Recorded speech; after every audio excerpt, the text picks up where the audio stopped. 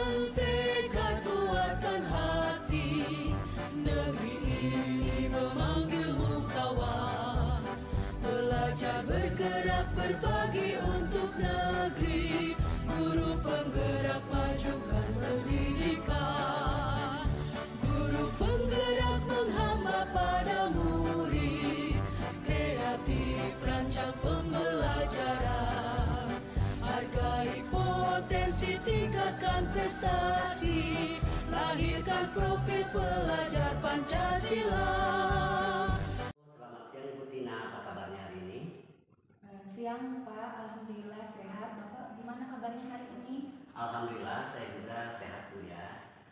Bu Tina, di 3 hari yang lalu kan Ibu sudah menyampaikan kepada saya ya, kalau saya akan mendapatkan tugas dari kepala sekolah untuk melakukan supervisi di kelas Ibu. Nah, untuk supervisi akademik ini ada 3 tahapan nih yang akan kita lakukan. Yang pertama itu yaitu tahapan praobservasi ya. Yang kedua observasinya nanti, dan yang ketiganya adalah tahapan pasca observasi. Nah, di siang hari ini kita akan melaksanakan tahapan praobservasi, di mana harapan kita sama-sama di siang hari ini nih Bu, kita bisa dapat berdiskusi, bertukar pikiran terkait kesiapan-kesiapan Ibu Tina ya untuk melaksanakan supervisi, dan juga agar pelaksanaan supervisi Ibu Tina nantinya berjalan dengan lancar, tidak ada hambatan. Nah, dan juga untuk meningkatkan kemampuan Bu Tina dalam akademik, ya, pengetahuan serta pengalaman Bu Tina dalam proses pembelajaran. Bukankah demikian Bu Tina? Iya Pak, semoga praktek saya nanti lancar ya Pak, sesuai rencana yang saya buat. Oke, sebagai persiapan awal agar Bu Tina siap ya, lebih percaya diri dalam memberikan pembelajaran yang berpihak kepada murid, ada beberapa pertanyaan nih yang ingin saya sampaikan kepada Ibu. Ya, yang pertama ya, apa tujuan pembelajaran yang ingin Ibu Tina capai? Tujuan pembelajaran yang saya ingin capai yaitu tujuannya supaya anak dapat memahami tentang norma-norma dalam kehidupan sehari-hari dan dapat menerapkannya baik di lingkungan keluarga, lingkungan sekolah, dan lingkungan masyarakat. Kemudian yang pertanyaan kedua, adakah area pengembangan yang mana nih yang hendak dicapai? Untuk area pengembangan yang hendak dicapai di bagian pengetahuan yaitu saya itu ingin dikembangkan di bagian literasi dan kegiatan kolaborasi siswa. Dan untuk langkah-langkahnya itu Pak, pertama saya itu harus membuat RPP yang berdiferensiasi dan terintegrasi dengan KSE. Kemudian saya membagi kelas dalam beberapa kelompok kecil sesuai dengan gaya belajar siswa. Oke, nah sekarang saya ingin mendengar Ibu nih dari strategi pembelajaran yang akan digunakan, model-model pembelajaran atau metode pembelajaran yang digunakan seperti apa nih? Strategi yang akan saya gunakan dalam pembelajaran saya yaitu menggunakan pembelajaran berdiferensi yang terintegrasikan dengan pembelajaran sosial, emosional. Kemudian saya akan melakukan pembagian kelompok disesuaikan dengan kesiapan belajar siswa. Kemudian untuk model, saya menggunakan model pembelajaran berbasis masalah yaitu PBL. Lalu untuk metode pembelajarannya nanti, saya akan menggunakan metode berkelompok, penugasan, dan tanya jawab. Oh iya, jadi nanti dalam proses pembelajarannya Ibu Tina akan menggunakan strategi pembelajaran berdiferensiasi. Kemudian model pembelajarannya PBL ya. Dan metodenya itu berkelompok, penugasan, dan tanya jawab. Betul sekali, begitu ya Bu ya? Nah, bagaimana dengan media pembelajaran yang akan digunakan dalam kelas? Apakah ada yang digunakan selain buku teks? Ada Pak, selain buku teks, saya itu tentunya ingin menampilkan video dan media gambar di dalam pembelajaran. Iya. Nah, untuk mengakhiri percakapan kita pada siang hari ini, apa nih harapan Ibu Tina dari pertemuan kita siang hari ini? Harapan saya tentunya saya ingin murid-murid itu mendapatkan instruksi mereka bisa aktif dalam pembelajaran, khususnya ketika berdiskusi mereka mampu berperan aktif, berani menyampaikan pendapat dengan baik Pak. Baik Ibu, saya kira cukup kegiatan praobservasinya. Semoga nanti praktek mengajarnya berjalan lancar dan sesuai harapan yang diinginkan Ibu ya. Selamat ya Bu Tina ya, tetap semangat. Amin. Terima kasih banyak atas waktu dan bimbingannya Pak Sofi. Sama-sama Ibu. Mari kita membaca doa, kita dapat dimulai.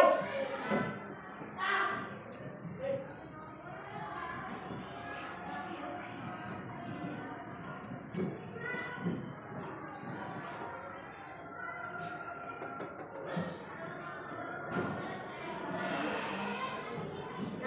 dari salam.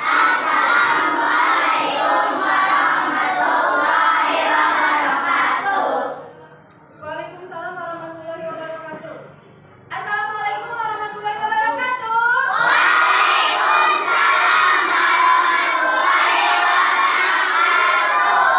Selamat pagi.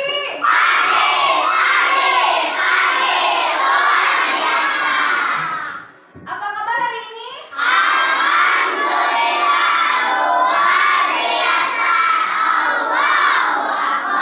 Sudah sarapan?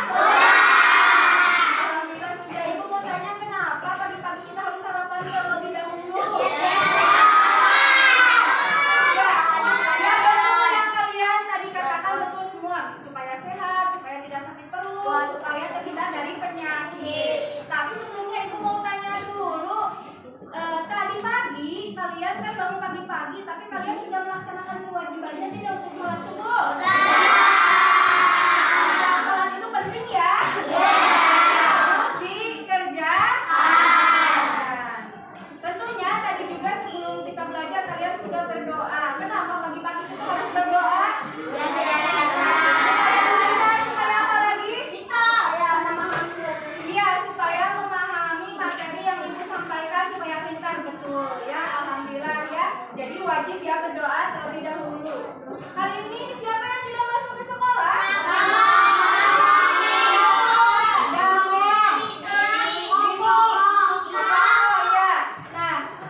Kalau yang sakit kita doakan, kalau tidak masuk supaya cepat sembuh, supaya beraktivitas kembali. Kalau yang izin boleh tidak? Tidak boleh.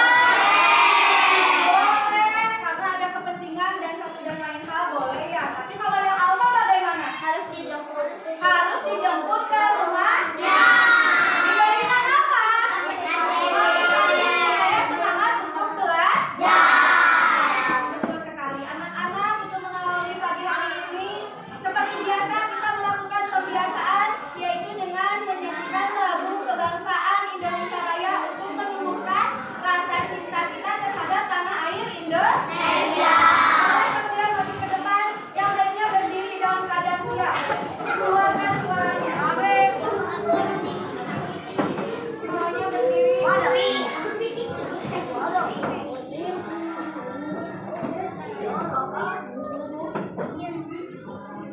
Dalam keadaan siap, tidak boleh ada yang mengobrol. Keluarkan suaranya.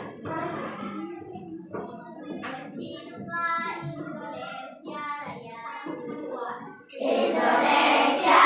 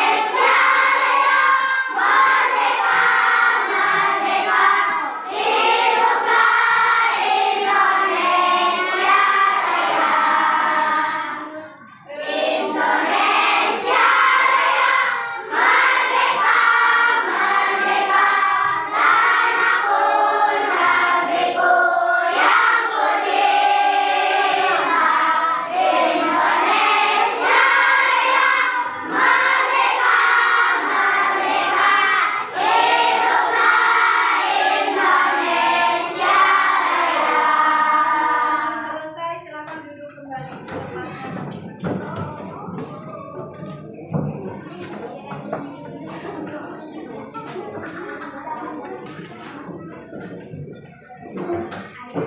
Oke anak-anak, barusan kita sudah menyanyikan lagu Indonesia Raya. Setiap paginya ya seperti biasa melakukan pembiasaan. Kenapa sih pagi-pagi ini kita harus melaksanakan pembiasaan dengan menyanyikan lagu kebangsaan Indonesia Raya? Ada yang tahu? Ya, karena itu untuk menumbuhkan rasa cinta kita terhadap Indonesia. Selain itu supaya kalian itu tahu dan semangat untuk mengikuti pembelajaran hari ini terlebih dahulu.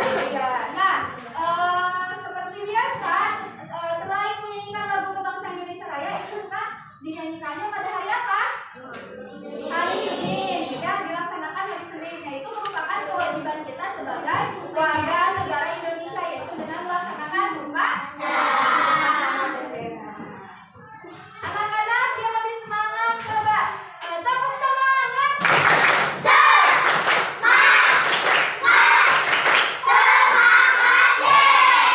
Siap untuk belajar hari ini? Siap. Tepuk siap.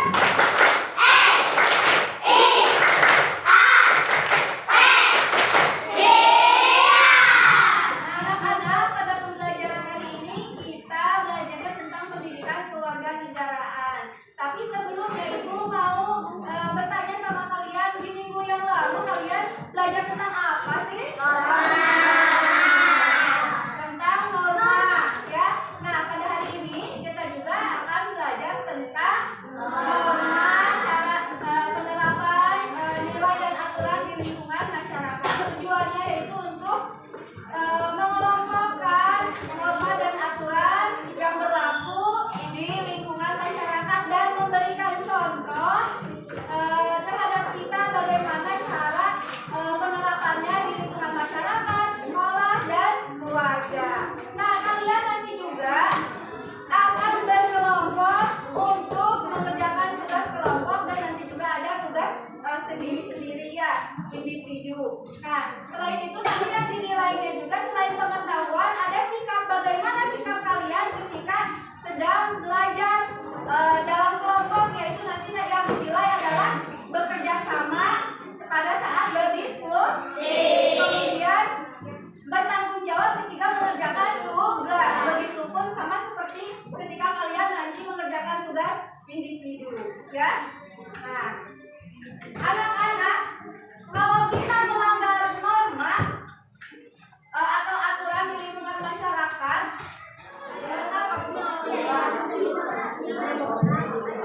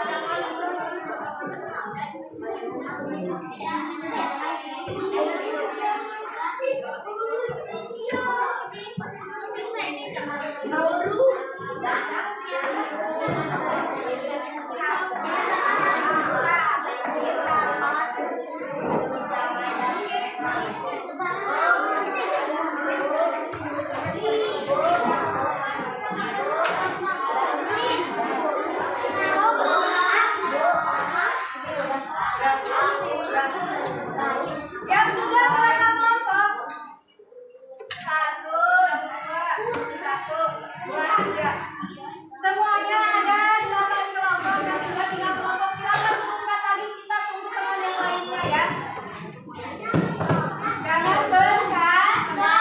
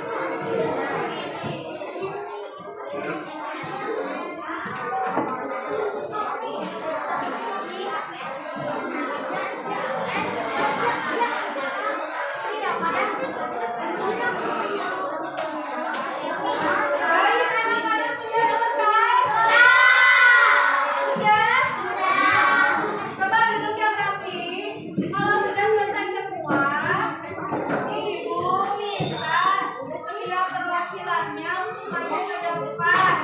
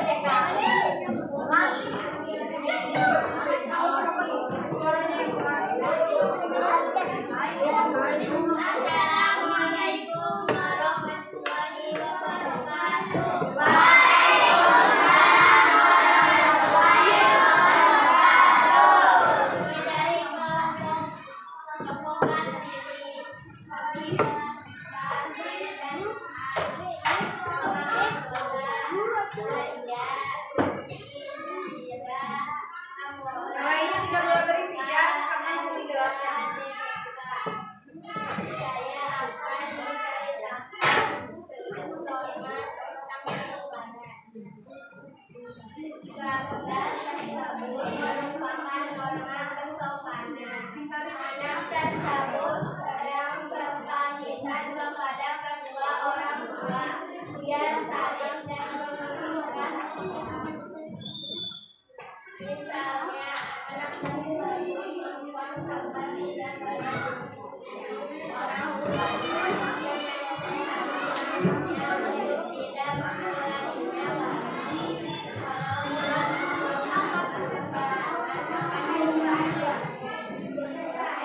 Tidak boleh beli. Boleh kelompok kaya atau tepuk tangan dulu untuk kelompok kaya.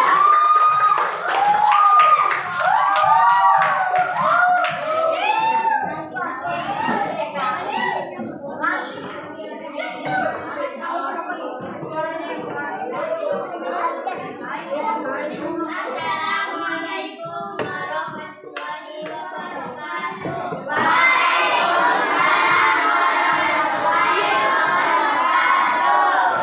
Dari kelas kelompok diri seperti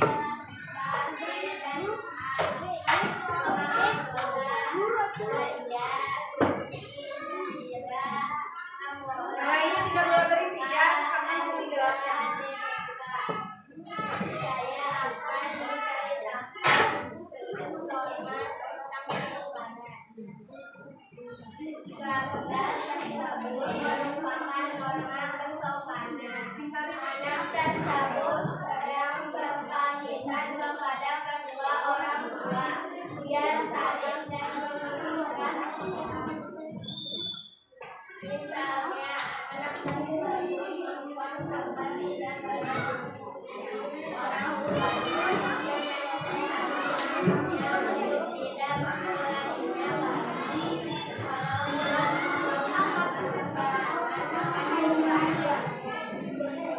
Assalamualaikum warahmatullahi wabarakatuh.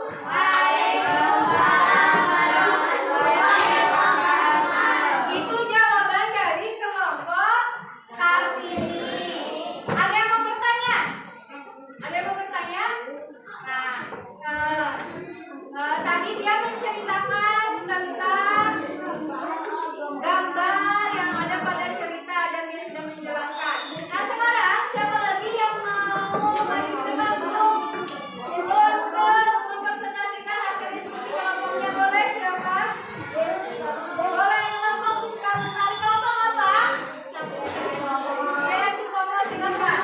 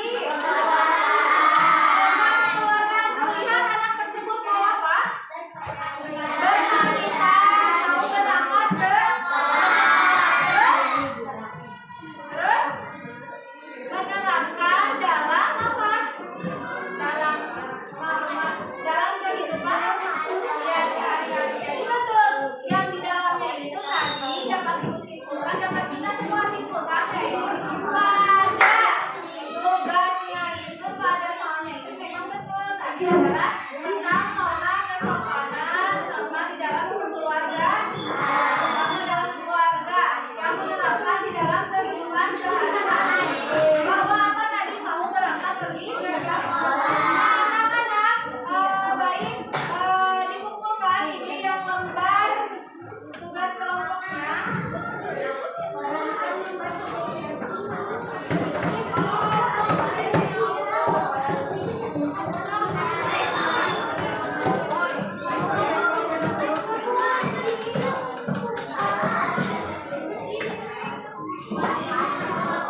Nah, duduk yang rapi lagi. Ingat, kalian itu kan sudah siapa? Nah, sekarang duduk aja.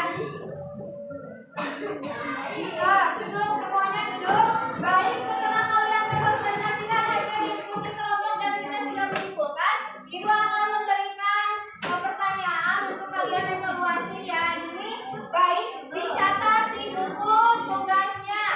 Ini tentang lembar kerja untuk individu, boleh dicatat soalnya dan dijawab. Terlihat tidak? Terlihat ya?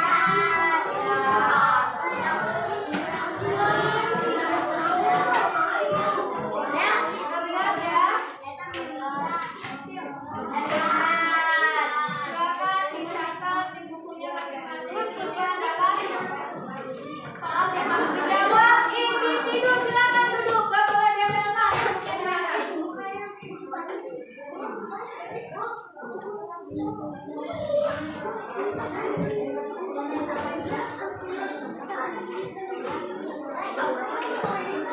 Hei, gak boleh berisik. Ingat.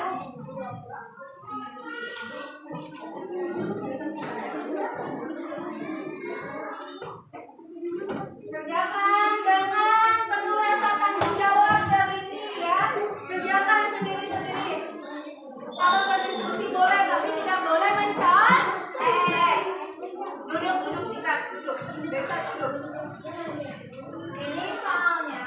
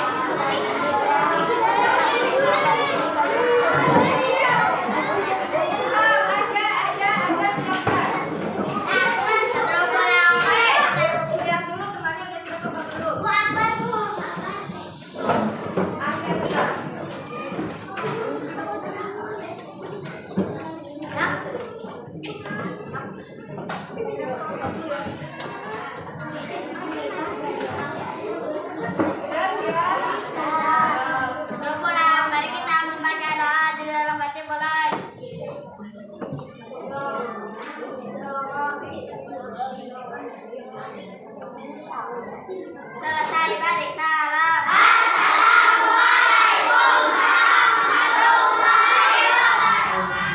Waalaikumsalam warahmatullahi wabarakatuh. Bagaimana kabarnya Pak Sopi? Alhamdulillah. sehat Bu. Alhamdulillah ya. Nah hari ini saya akan menyaksikan proses pasca observasi ya. Setelah kemarin Pak Sopi melakukan observasi dan observasi di kelas ya Bu ya. Dan hari ini pasca observasinya harus disaksikan oleh pengajar praktik ya. Nah Pak Sopi yang akan saya amati itu prinsip coaching yang 3 itu ya, kemitraan, kemudian proses kreatif dan memaksimalkan potensi. Mongga digali terus informasi dari coachingnya, maksimalkan dari prinsip coaching semua itu ya. Nanti saya hanya akan mengamati saja. Silahkan Bapak melakukan coaching dengan Bu Tina. Baik. Ya. Mongga. Ya, terima kasih Ibu atas waktunya. Bismillahirrahmanirrahim. Assalamualaikum warahmatullahi wabarakatuh. Waalaikumsalam warahmatullahi wabarakatuh. Bagaimana kabarnya Ibu Tina hari ini? Alhamdulillah Pak sehat. Bapak Sehat, ya? sendiri bagaimana kabarnya? Alhamdulillah hari ini kondisi sehat ya Bu ya. Iya. Meskipun cuaca kurang bagus tapi alhamdulillah kita hari ini bisa melakukan coaching ya Bu ya. Ini Bu ada beberapa hal yang kemarin sudah saya saksikan waktu pas Ibu melakukan kegiatan misalnya praktik pembelajaran ya di dalam kelas.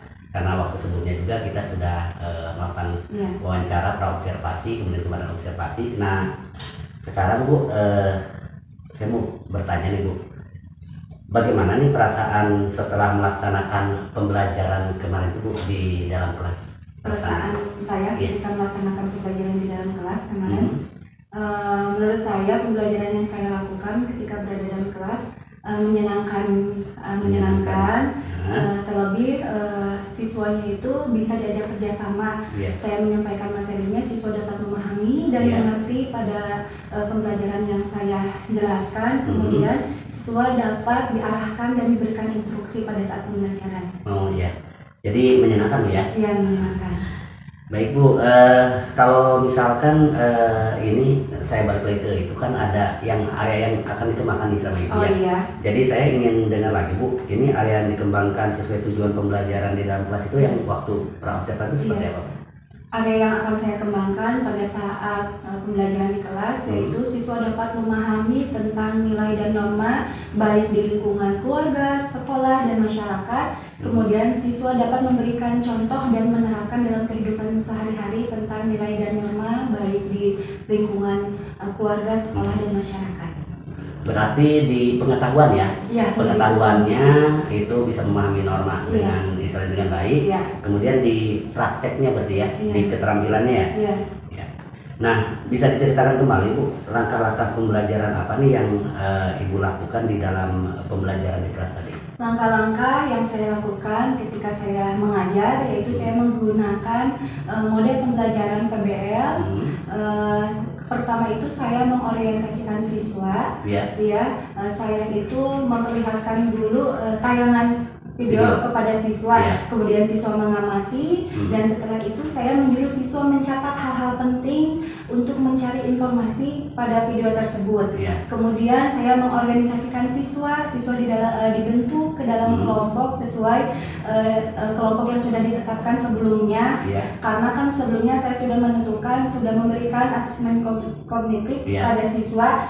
Kemudian di pelajaran yang selanjutnya saya sudah tahu kelompok-kelompok ini yang termasuk kemana, ke visual atau auditory atau kinestetik, dan kemudian saya itu menyuruh siswa untuk berdiskusi. Saya memberikan masalah, kemudian siswa memecahkan masalah untuk berdiskusi, saling bertukar pikiran. Kemudian saya itu membimbing penyelidikan baik individu atau kelompok pada saat itu diskusi.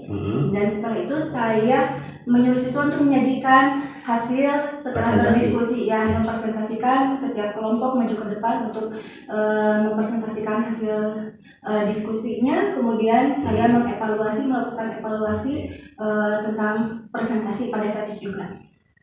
Baik Ibu, bagus sekali Bu sintaksnya ya. Jadi menggunakan PBL Bu ya. Iya. Ini nih kalau dihubungkan dengan sintaks tadi ya Bu ya. Ini sejauh mana nih area pengembangan tadi, apakah sudah berhasil dilaksanakan?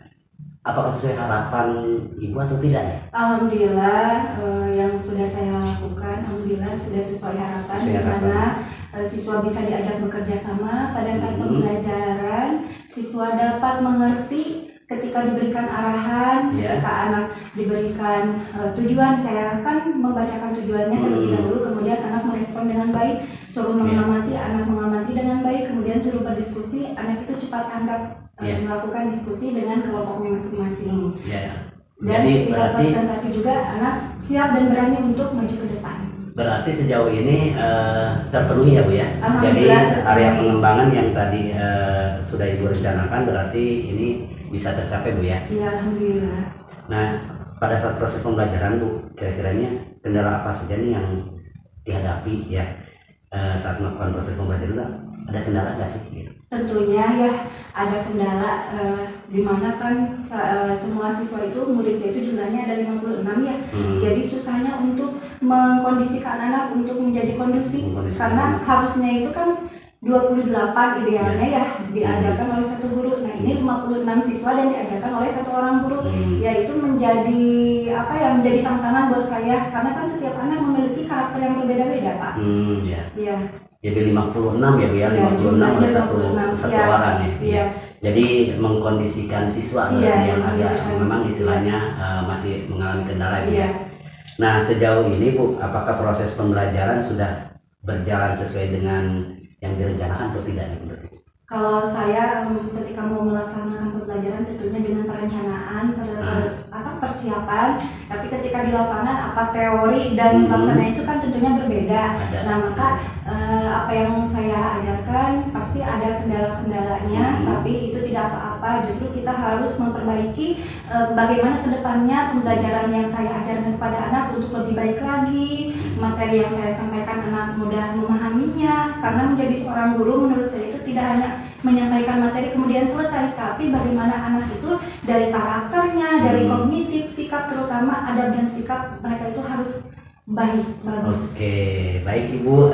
Nih, kalau misalkan menurut Ibu nih, hal-hal apa saja nih yang membuat Ibu merasa puas ya dari kegiatan pembelajaran tadi? Ada nggak yang perasaan Ibu nih, oh yang ini mah saya puas nih gitu, di bagian mana? Iya, ada hal yang saya merasa puas ketika anak itu ketika disuruh presentasi, anak itu sudah pintar, dia bisa menggunakan bahasa dengan baik dan benar ketika dia presentasi, ketika dia berpendapat satu sama lain, ketika dia menanggapi misalnya temannya yang maju untuk presentasi, anak itu sudah bisa mengarah ke situ, memberikan tanggapan, sudah mulai bisa ketika temannya presentasi. Iya, jadi pada saat presentasi sangat puas ya, anak sudah bisa menyampaikan perasaannya secara natural gitu ya. Nih, menurut Ibu nih, ada nggak di kegiatan pembelajaran tadi hal yang tidak puas menurut Ibu? Ada apa nih gitu perasaannya yang tidak puas dari posisi di mananya sih? Gitu? Yang tidak puasnya kan tadi saya bilang itu setiap anak mempunyai karakter yang berbeda-beda, baik dari kemampuan kognitif, afektif, dan keterampilannya. Nah, saya merasa tidak puasnya karena tidak semua anak itu kan, mohon maaf nih, ini yang pintar, yang sedang, dan ada misalnya yang kurang, tapi tetap guru itu harus memberikan pelayanan ke semuanya, itu jangan dibeda-bedakan. Nah, saya merasa kurang puasnya misalnya kita itu memberikan kepada anak arahan, tetapi ketika anak sudah diberikan arahan, tapi kan tetap perhatian anak itu tidak fokus kepada gurunya ya.